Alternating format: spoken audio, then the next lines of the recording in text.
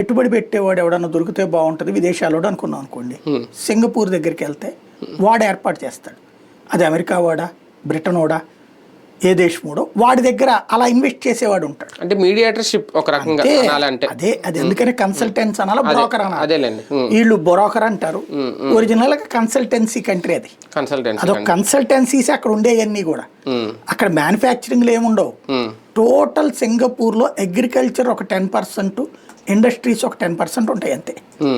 మొత్తం మిగతాదంతా కూడా కన్సల్టెన్సీసే. అందుకనే అక్కడ ఆ తరహా ఉద్యోగాలు తప్పించి ఏముండవు. కన్స్ట్రక్షన్ ఫీల్డ్ అంటారు, ఈ అమరావతి కన్స్ట్రక్షన్. అది అసలు సింగపూర్ కన్స్ట్రక్షన్, సింగపూర్లోనే కన్స్ట్రక్ట్ చేసేవాళ్ళు లేరు.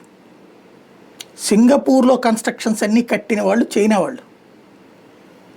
ఆ తర్వాత అంటే 80% చైనా వాళ్ళు కడితే 16 to 70% మలేషియా వాళ్ళు కడతారు కన్స్ట్రక్షన్.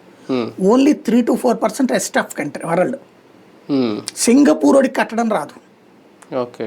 వాడి భవనాలే వేరే దేశం వాడు వచ్చి కడతాడు.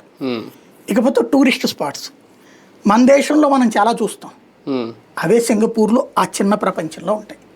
లైక్ బటర్ఫ్లైస్ పార్క్, లేకపోతే కింద మన అక్వేరియం లోపలికి వెళ్తాం, పైనంతా అక్వేరియం ఉంటుంది, నీళ్లు పైనంతా చేపలు పెద్ద పెద్ద అన్నీ తిరుగుతూ ఉంటాయి అక్వేరియం.